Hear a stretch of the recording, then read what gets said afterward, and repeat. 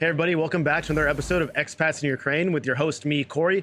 Today my guest, he's from the US. His name is Devin Woodall, and he is a photojournalist. What's up, Devin? Hey, Corey, it's great to be here. Thanks for having me. Yeah, do you know how I can tell you're a photojournalist? How? Because you put your camera on the table. That's almost like we planned it. Exactly. Check this out, I'm photojournalist, man. Anytime, man. Anytime I can bring it out, I'm always happy to. So. No, it's great that you came down. We became good friends ever since I met you through Edward, which was one of the previous guests, so...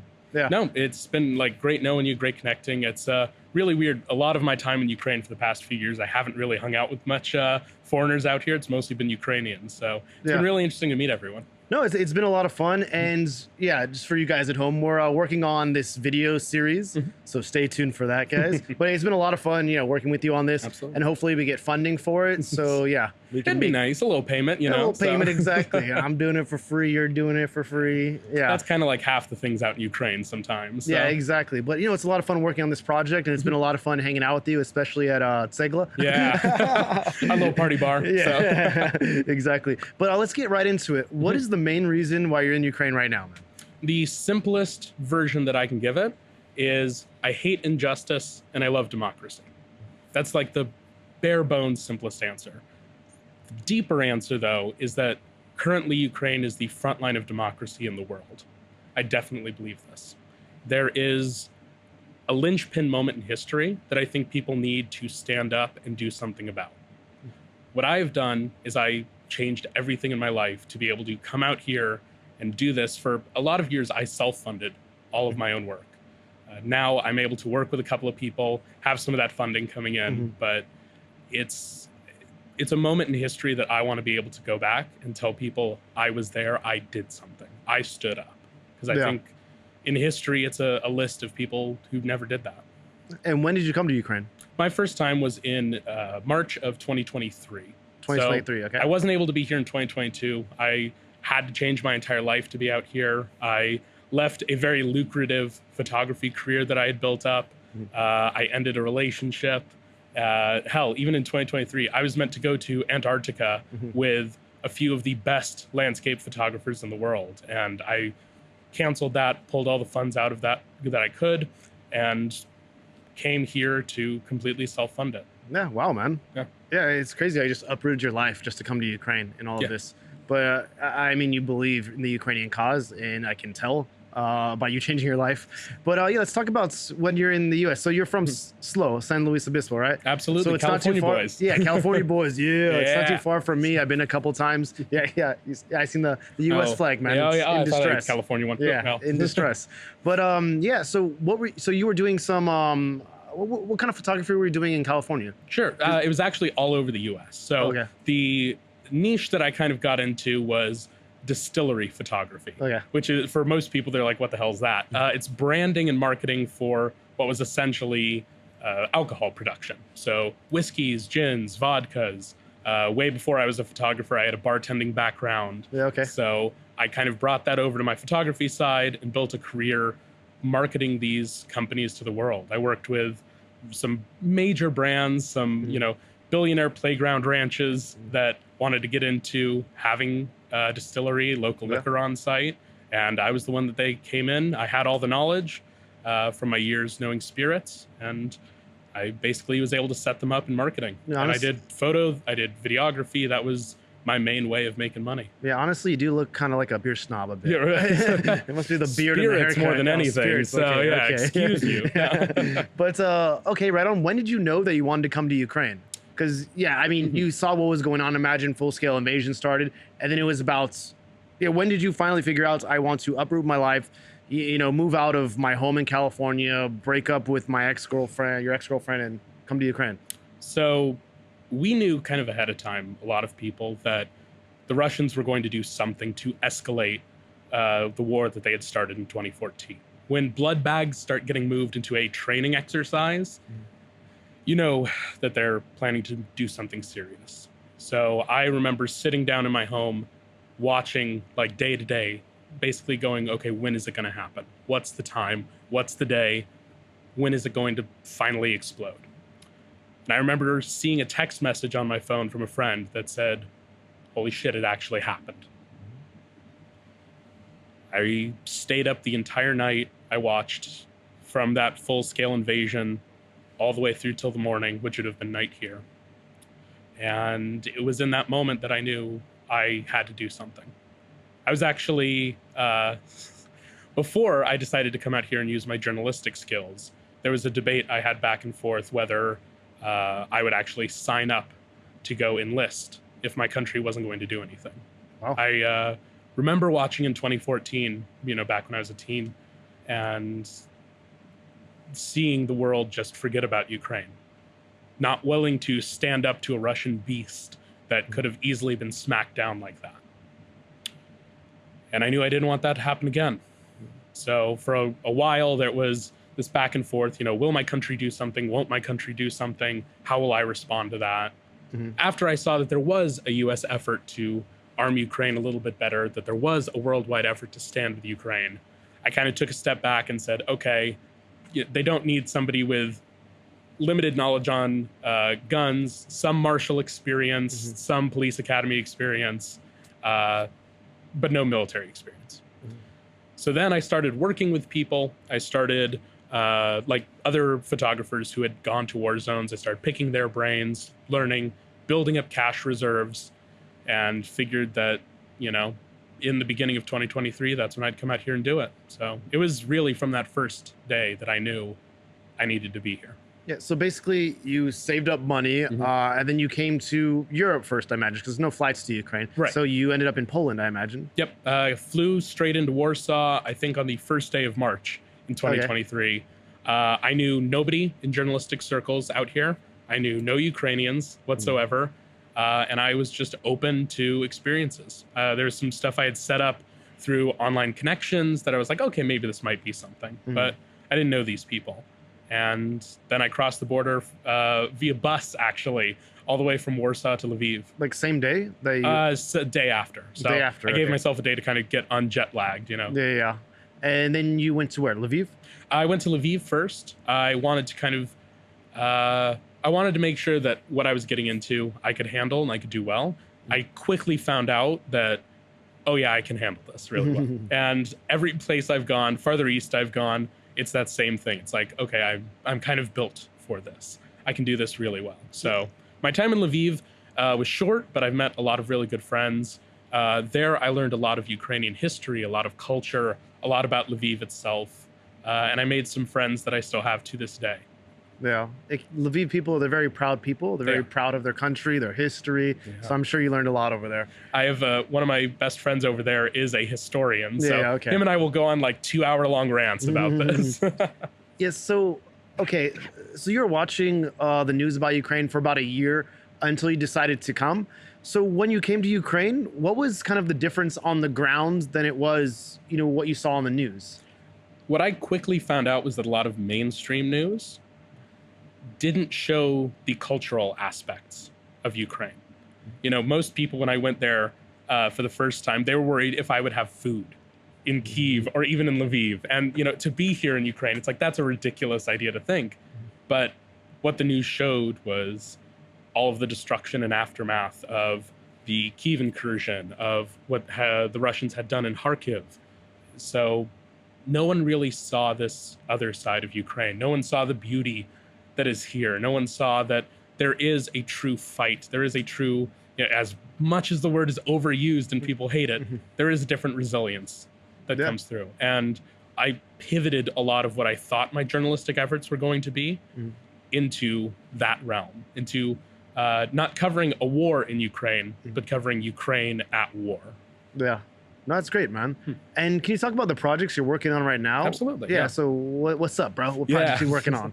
One of the videos I actually just released was about a Chernobyl defender. The Chernobyl defenders are something that I am, I think, the only foreign journalist right now covering in a meaningful way.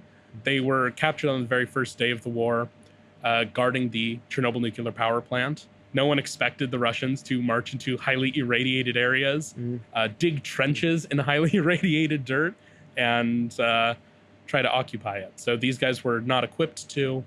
That's one thing I'm trying to bring a lot of attention to, is these guys who are still in Russian captivity, 1,000+ days after. Hey, let's talk a bit about this. So, this guy, because I saw a clip from your video. It was published recently, right? Absolutely. Yeah. So I saw a clip from it, and one of the guys you're interviewing, he was, I guess, held captive, right? Yep, for 678 days. Yeah. So can you talk about his life in captivity? What was it like? Was he actually like a POW, or was he forced to work and still do his job under Russian watch? So when the Chernobyl defenders were originally captured, they were held at the Chernobyl facility itself. The Russians had no idea how to do anything there at all, let alone the radioactive dangers that were there. And they didn't care. They just kept these guys in captivity. They would harass them, they would intimidate them, but they never made them work. Later on, they would move them through Belarus and into Russia, into these, what they call CISOs, which are like pre-trial detention facilities. They have a reputation in Russia for being extremely brutal, and they were. These guys were starved. They would often get, some type of porridge with maybe 1 or 2 pieces of pasta in it. Barely any meat. They wouldn't let these guys sleep at all. They would wake them up all the time through the middle of the night. The Russian guards had their batons taken away because they kept breaking them from beating these guys. Andriy, the Chernobyl defender, talks about how the Russians gave the nickname of Sultan to one of the Ukrainian prisoners because they broke his legs to the point he couldn't walk, and the other prisoners had to make a chair with their arms to carry him around. This is something that Russia does regularly. Andriy saw people with bones that were just exposed out of their skin.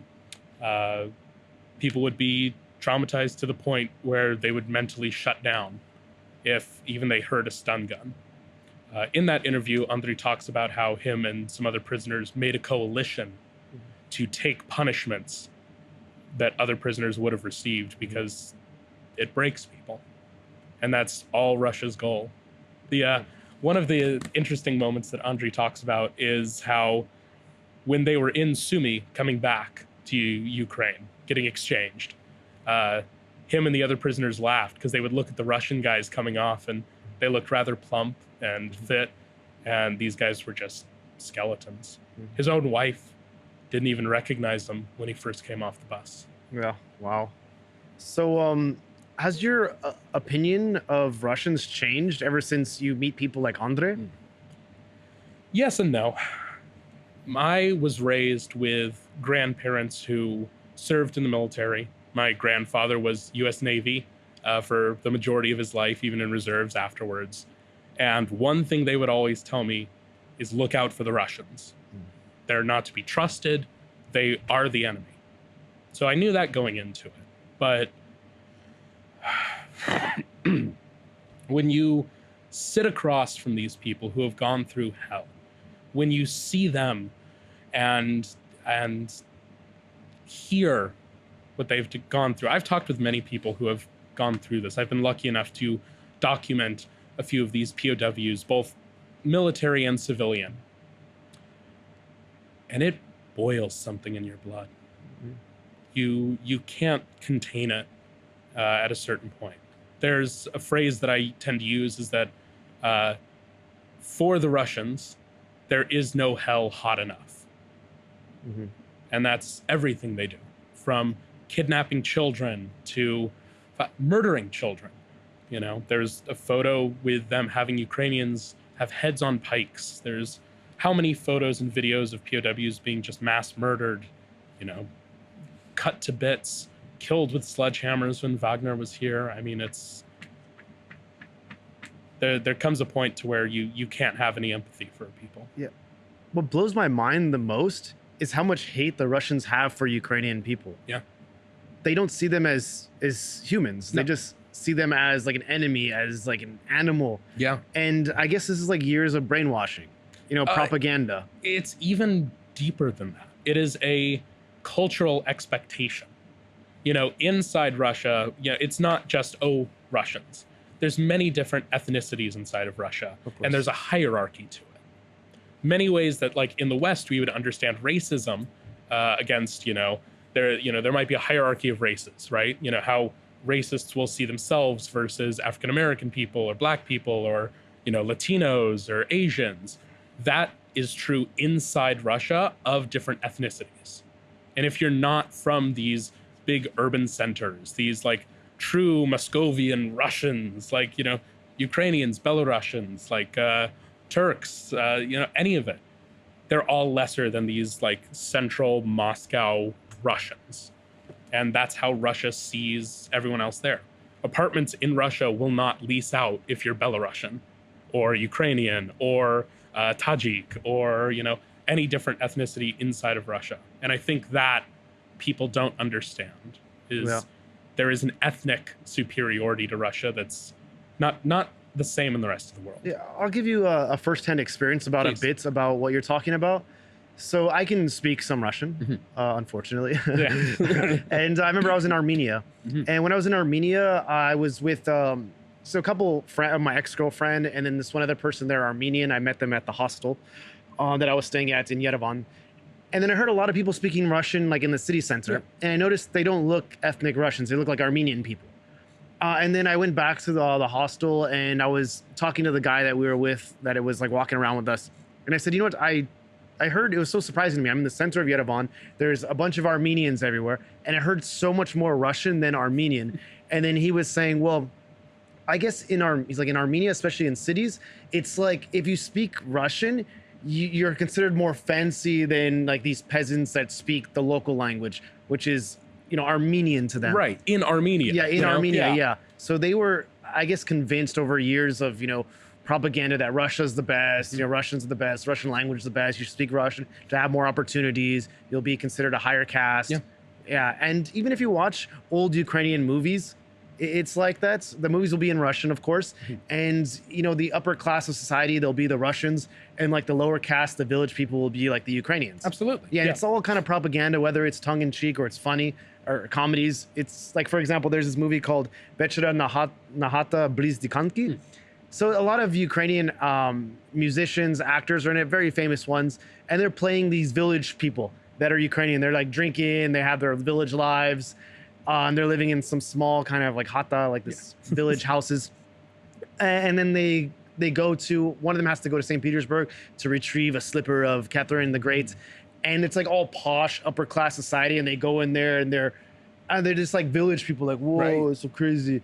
And I thought this movie was hilarious. I'd watch it like every winter. And then my friends after the full-scale invasion, like, yeah, it's like a big propaganda movie. You shouldn't be watching stuff like this. And I'm like, well, Verka Serduchka's in it. A lot of these famous, I think it's Grabin in it. I don't know, but a lot of these famous like Ukrainians are in it. And then now I look back on it, and I'm like, yeah, it's kind of is, propaganda. They're showing like Ukrainians, even though it's like a funny movie, tongue-in-cheek comedy. Sure. They're showing the Ukrainians as less than Russians in this film. It's the Russification process. Yeah. I mean, when people talk about it, that's how it shows up. From the time even of Russian Empire, Ukrainians were seen as these backwards, village people, essentially, like you said. And that's all that they can be in the Russian mind, because the Russians see themselves as superior. There's so much talk in different Western medias about the worry, right, of Ukrainian supremacist this or this and that. Ukrainians don't see themselves that way. The Russians fundamentally see themselves as superior to everyone. Their language, the way they talk about it, as this glorious thing, as this beautiful, like, linguistic masterpiece of a language. It's all just to feed their ego, man. That's all it is. No, it's true. And this is why they develop this superiority complex, and they think they can, kill Ukrainians with impunity. And it just, the horrors I've heard from sitting down and talking to people like you that witness stuff firsthand. I have a friend, he was there in Irpin and Bucha and Hostomel and Borodyanka. Like first days it was liberated. And the stories he was telling me, it was absolutely disgusting. He was saying that he would talk to some of the women that survived and the stories they would tell. And one of them was, it just stuck with me for a while.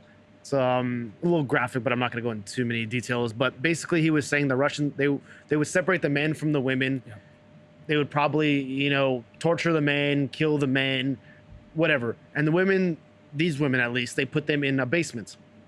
And so there was several women in the basement, and he said that the women would say the Russian soldiers would come in, and then they would joke around. Okay, which girl do you want today? Do you want a blonde one? Do you want like one with dark hair? Yeah. And then they would go like, oh, I'll take that one today. And then they would just rape these women. Yeah. It's disgusting, man. Yeah. This was set up all over. You know, one of the places that doesn't get enough attention is Izium. To this day, I'm one of the few Western journalists to have actually gone to Izium to do more than just look at the mass graves. Although I was also there at the mass graves, which are mined, by the way. Not a lot of people know that. The Russians left mines. Of course they left grenades with tripwires around them at the sites of these mass graves, so that when people would go there to mourn their loved ones, they would die. The Russians would get another civilian kill, essentially. And after myself, my fixer, and my driver were there, about 30 minutes afterwards, a woman going to mourn her son actually stepped on a landmine and died. It was 30 minutes after we were there. Yeah. You know, in Izium, they had a system set up of, you know, basically women held in a garage for the same purposes. You know, people would just hear screams in the middle of the night.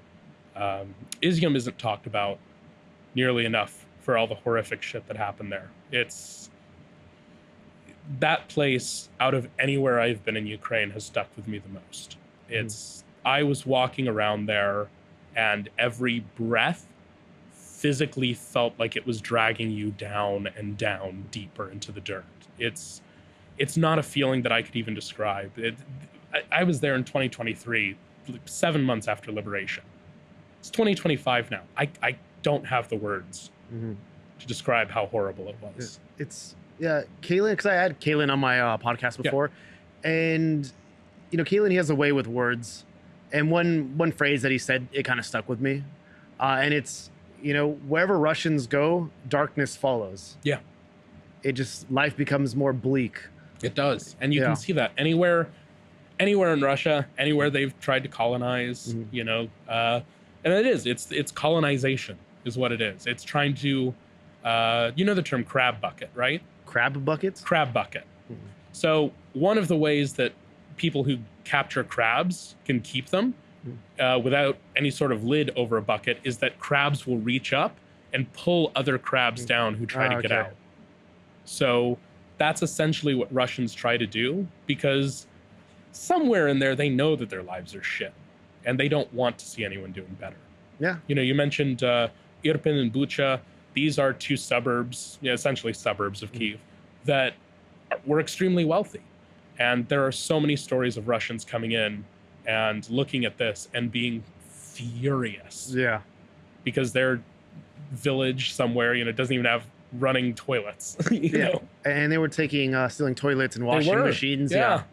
And a lot of them died trying to move them. And that's hilarious. But it's true that Ukraine, to Russians and the government, Ukraine can't be, you know, successful. It can't be prosperous, because then it'll reflect bad on their current government. You know, if we're better than the Ukrainians, why do they have nicer things? Exactly. And Ukraine could have a similar trajectory as Poland, I think, because Poland was just as poor as Ukraine after the Soviet Union collapsed. Absolutely. But, you know, Poland, fortunately enough, they were closer to Western Europe, and they were able to join the European Union fairly early on, and they became prosperous. And they have, I don't know, 2, 3, I don't know the exact 2, 3, 4, 5 times the GDP output that Ukraine has. Oh, yeah. And Ukraine has more resources than Poland that they can leverage to, you know, develop their GDP. But unfortunately, there's a continued conflict over 11 years already. So it's hard for Ukraine to stabilize, because every, I don't know, 5, 10 years, a new part of Ukraine gets invaded. Exactly. Yeah. If you'll allow me to go on my one history rant, and then I won't do it anymore, but Ukraine specifically by Russians is seen as theirs. You know, from the time, you know, I'm talking, you know, early into Russia's conquest of Eastern Europe, there was this thing called the Pereyaslav Agreement. Of course. And that is what drug Ukraine into the Russian sphere of influence. And ever since then, ever since that agreement was signed, as what the Ukrainians thought, the Cossacks at the time, thought as a genuine military alliance, became the noose around Ukraine's neck for hundreds of years. Well, I feel like it's a bit more nuanced. Like, so it was Bogdan Khmelnytsky that signed this Pereyaslav agreement, right? So basically they were getting invaded by, was it the Polish-Lithuanian Empire? Or who Bogdan Khmelnytsky actually rose up against the Polish-Lithuanian Commonwealth because they held a lot of like Western Ukraine and Kiev, a lot of the areas around like Zaporizhia were like considered wild fields. So he was rising up and trying to get freedom for Ukraine. Yeah. There was a bunch of different alliances that they looked at, one of them being the Turks, actually, to kind of survive this. They ended up going with the Russians. The Russians ended up, they brought them what Bogdan Khmelnytsky thought was a genuine military alliance. Yeah. But the specifics of that document were thrown to the wind immediately. Russians claim they have a copy, but there's no way to authenticate what it is. There's no way to know if that's what they signed in Pereyaslav. Yeah. But we can look at what the Russians did after the fact. And what they did after the fact was sell off Ukrainian land back to the Poles to stop a war. So even in that, broken right away. Yeah. You know, they then subjugated the Ukrainians. They turned them into serfs. They invaded the wild fields, which is now what most of eastern Ukraine would be. And they took over the Zaporizhian Sich. So it then, later in Soviet times, that was what they used to justify owning Ukraine. Yeah. And so you were there with me when we were filming that interview with Anders Puck? Yes. Yeah. And yeah, he's a really good analyst. Mm-hmm. And then when he was talking about what does victory for Russia look like? Mm-hmm. And he said something that's very interesting. He said, you know, they don't want to make it part of Russia. They just want it to be a satellite state, like a buffer zone, similar to Belarus. They just want a pro-Russian government here that carries out all the Russian interests, that has, I guess not a semblance of democracy where they vote, but it's always going to be, you know, in the Russian sphere of influence. And this is basically how they think like a victory would be, a puppet government in Ukraine. Yeah, and they're not going to stop until they get that. I kind of disagree. I think that Russia is looking to expand what it declares Russia. And I think that we can look at the other puppet government involved here, how Lukashenko acts in Belarus. And I think we can see he's worried. You know, no one will lose worse after this war is settled than Lukashenko. Because if the Russians win, I feel he'll just get annexed. You know, Belarus will become part of Russia, and Russia will then use that as a launch point into Baltics, or to try to get a land bridge into Kaliningrad, which is the one little part that they own just north of Poland. And I think that same expansion would then happen to Ukraine. I mean, but why annex Belarus if it's already basically doing everything for you without annexing it? The government basically just carries out your wishes. So it's about strategic defense. And we can look at this. China is actually a really good example of this. Tibet always wanted to kind of be a part of China. In some way, they wanted to be connected. This is, you know, Dalai Lama has talked about this. This isn't some weird imperialist thing.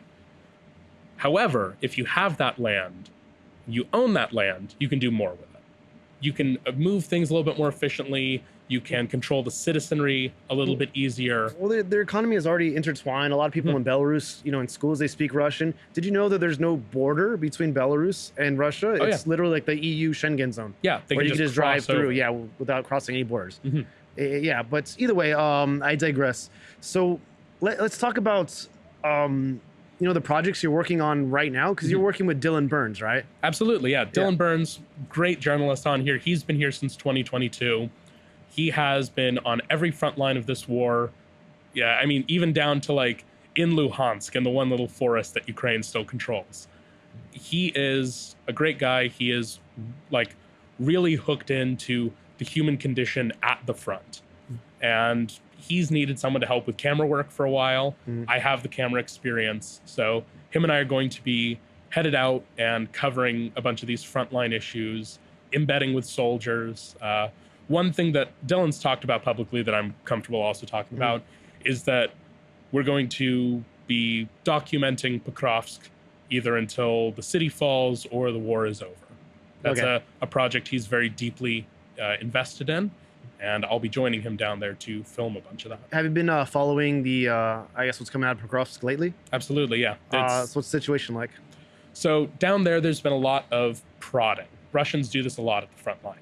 They try to find little holes that they can push through, surround, and then attack from behind defensive lines, essentially.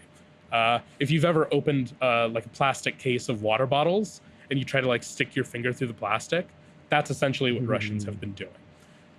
Last time that Dylan was in Pokrovsk, there was actually a small band of Russian explorers who went in to try to find a weakness, but were killed. He got a phone call actually saying, hey, the Russians are in the city. No. While he was going there, and him and our fixer Bogdan had to make a decision whether to go there or not. They ended up going there. It wasn't a full push, but down in Pokrovsk right now, there's a lot of pressure being put on. There's a lot of pressure being put on either side of Pokrovsk to try to push through these defensive lines and hit back at the city. In this documentary or video project you're working on with Dylan, what is the goal of it? What are you trying to show to people? We want to show, I should say Dylan wants to show, I'm helping, that the story of this one city. You know, there's a lot of jumping around that happens in journalistic efforts here in Ukraine. Whether that's, oh, I'm on this front line in Kharkiv. Oh, I'm over here now in Zaporizhia. Oh, I'm over here in Donetsk. But Dylan has been going to that city for almost a year now. And he has one of the deepest catalogs of footage from how the war has directly affected this city, from it being a little bit farther away from front line to being now one of the key defensive chains left in that area of Donetsk. Do you feel like this city is similar to Bakhmut in a way? There's like a lot of fighting going on in Bakhmut. Yeah. Because Pokrovsk, it's always a hot spot. Yeah.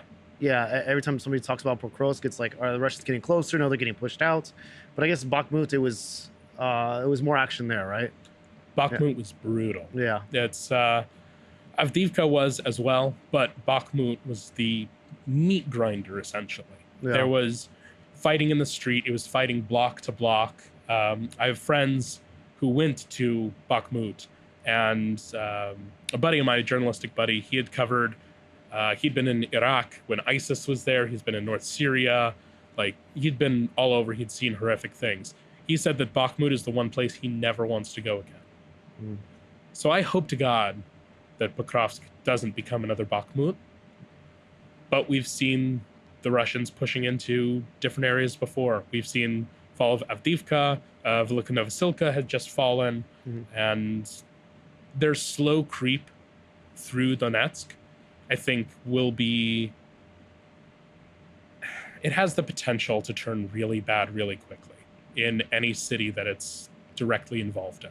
Yeah. So I'm hoping it doesn't become another meat grinder. Wagner is not there in Pokrovsk like they were in Bakhmut.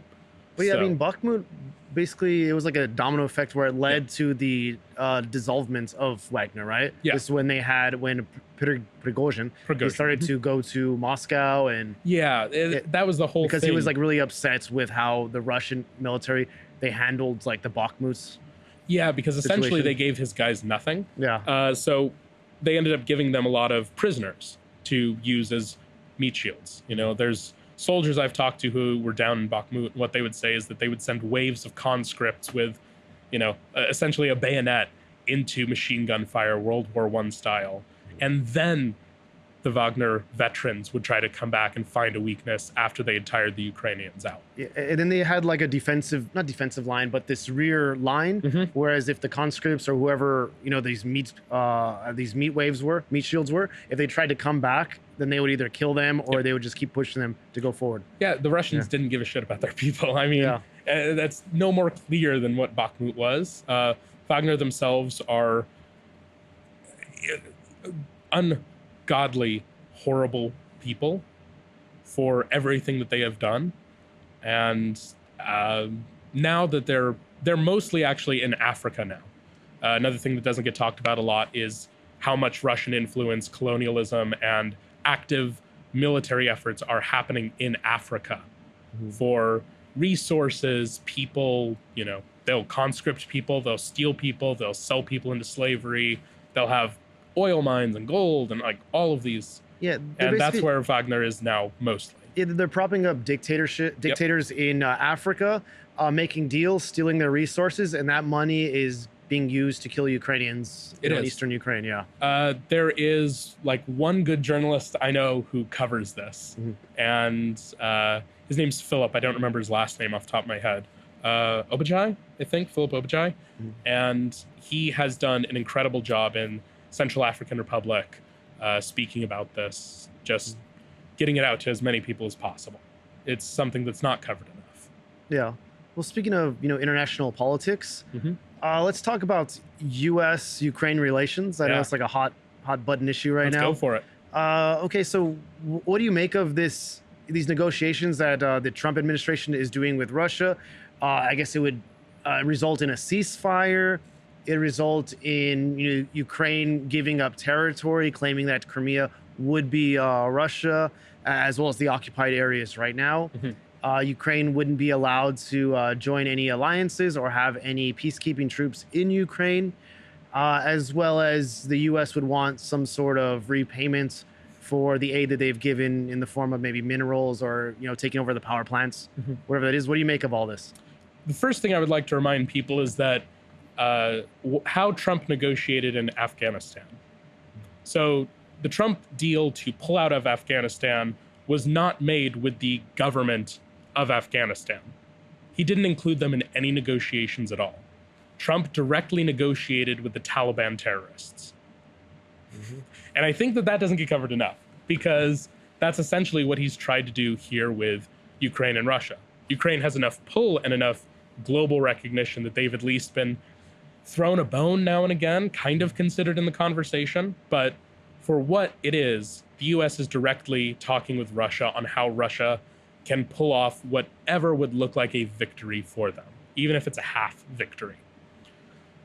There would be no way that Ukraine would agree to fully recognize this land, repay, quote unquote, the United States for aid that's already given, open itself up to have, basically just the UN sit on the border of Dnipro River and do nothing, and prepare for another Russian invasion.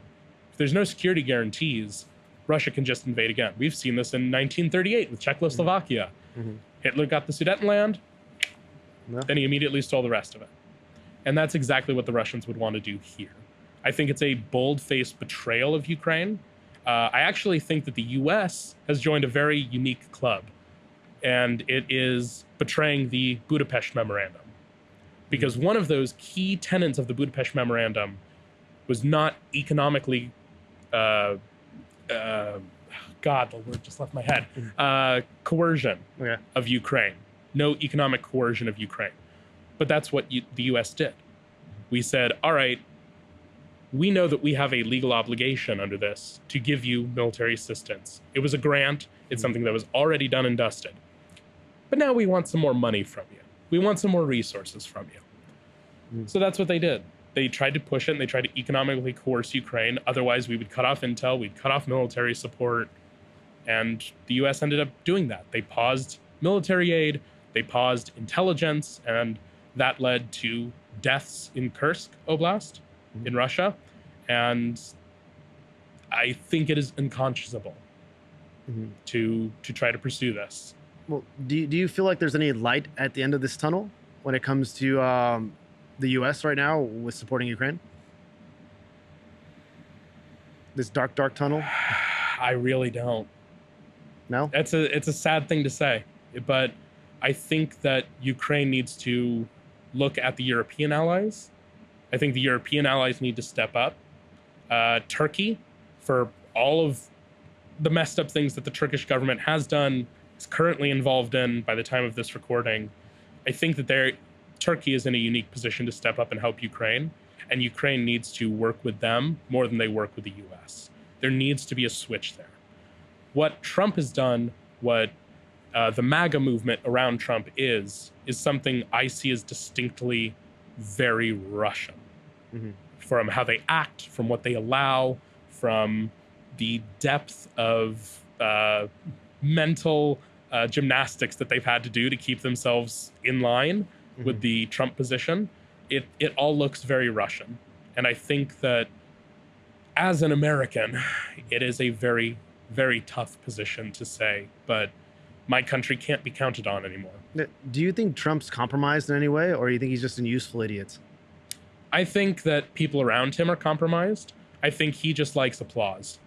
And no one will give him applause more than dictators who knows he likes applause. I mean, we can look at who he's put in his cabinet. You know, Tulsi Gabbard, I'm pretty sure she's a Russian asset. You know, Russian state media, not the one that they tell the world about, but the inside Russian state media. They call her our girlfriend. You know, they love that she's in charge of our national intelligence. And that to me shows that even if Trump is not compromised, the people around him are. Yeah, I mean, it's so interesting to me because I have friends back in the US and they were Democrat. They were voting, left Democrat, many years since I was there. And then recently they decided to switch their vote to Trump this last election cycle. And I was talking to one of them. I was like, why are you voting for Trump this election cycle? Do you know that, the people around him, JD Vance was saying he doesn't care about Ukraine, so the people around Trump, even though Trump at the time didn't really give his politics on what he feels about Ukraine, the people around him gave you a clue on what his stance on Ukraine would be. And I asked him, I said, why would you vote for someone that has a stance on, on anti or pro-Russian stances, anti-Ukraine stances, and I'm in Ukraine, I'm your good friend. Aren't you worried about, my safety, that Russia is the enemy, not just for Ukraine, but, for the US as well. It's always been the enemy. And then he said, Russia's not our enemy. For sure, it's Ukraine's enemy. Right. But Russia is not our enemy. And I'm just thinking, like, there's so many cyber attacks on the US. They're taking they're taking, people that maybe they got caught with weed in Russia, and they're using these as trade tokens, for this mercenary guy. Yeah. How is this not your enemy? How are people so blinded that they don't see that Russia is the enemy of the free world? It's the enemy of the US. And now Trump is actually in bed with them. Absolutely. And he's fighting against, or not fighting, but he's saying Canada should be the 51st state. He says he wants the Panama Canal. Yep. He wants to annex Greenland. He's saying that, wants to add tariffs to the EU. How is this not like, like ringing any bells, like alarm bells or like red flags, right? For these people? I don't know. It's even to the, I mentioned my grandparents earlier. I love them to death. They taught me that Russia was the enemy. They embedded that in my head. They voted for Trump. Wow. They looked at everything and they said, nope, he's still the guy. He's still our guy. Yeah. That to me, I can't understand. There's something fundamentally there that just doesn't, it's like, that's not, like the version that I grew up with you guys would have looked at this guy and scoffed. Yeah. But I think that, I've gone back to the US many times during this war, having to go back and build funds back so I could come here and do more reporting. Part of that was going to distilleries who were in heavily MAGA areas, giving talks on Ukraine in heavily MAGA areas, sometimes to hundreds of people. Outside of my distillery stuff, I should say. Yeah. For those years, I watched the decline of MAGA. I watched it from, they had this idea still that Russia was the enemy, and I watched that slowly tick over. Yeah. In Ukraine now, I think that whether it's in Ukraine or outside of Ukraine, if somebody is saying, I'm pro-MAGA, I, want to speak to these people, like I want this, I have a hard time trusting those people because I see it. I've uniquely seen how the MAGA people will react to this.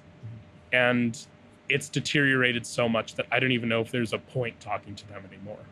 Yeah, no, it's true. I kind of feel like it's basically a cult. So these people are too deep in it that you'll never convince their mind. I think there's a famous phrase. It's saying it's easier to trick someone than convince someone that they've been tricked. 100%. Yeah, and that's basically it.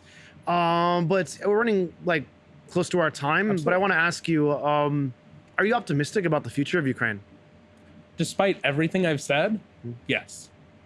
I have seen the Ukrainians do so many amazing things in the face of a genocide. I have seen them push past, the farmers here they not only will feed their country, they will send out humanitarian aid to Palestine, to Syria, to countries in Africa. They've not only, while facing a genocide, while having a huge amount of their farmland destroyed, mined, their farmers killed, they'll still feed the world.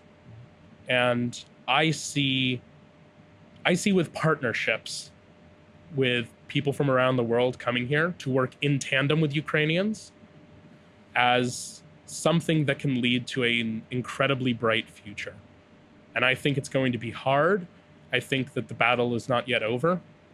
I think that there will be many, many more lives lost.